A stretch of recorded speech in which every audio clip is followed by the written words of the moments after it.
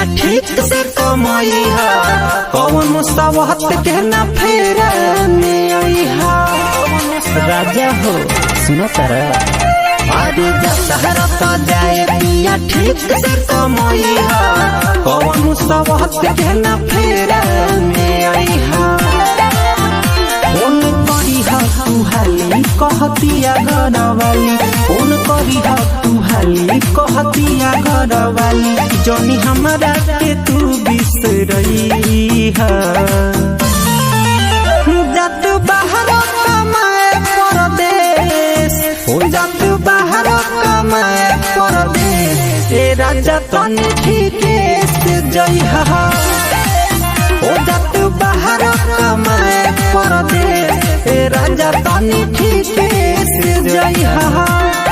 ए राजा प्रदीप प्रेमी।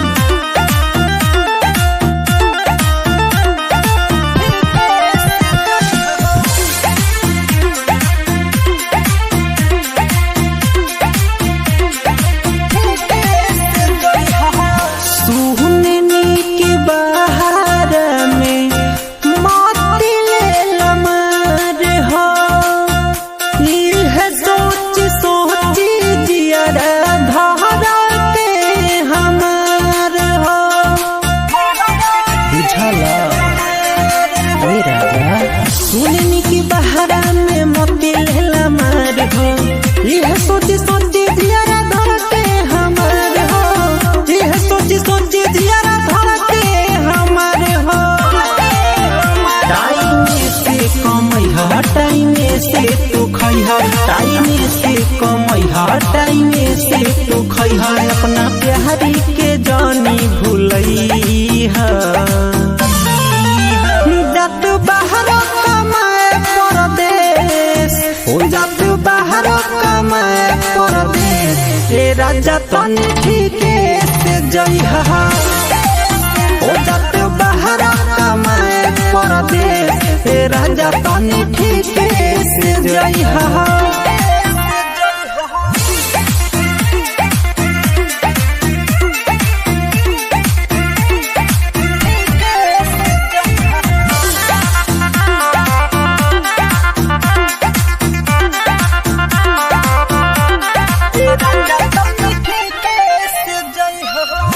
केहू से न बोली हा, न दिलावा लगाई हा, मोहन नाही लागी त छोटन वीडियो कॉल पाई हा।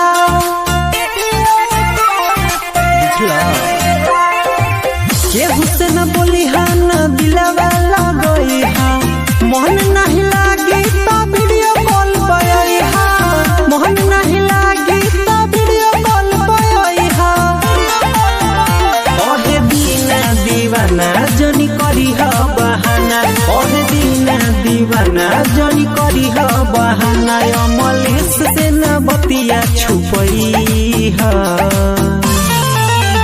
जत बाहर कमाए परदेश, जत बाहर कमाए परदेश, ए राजा तनी ठीके से जइहा।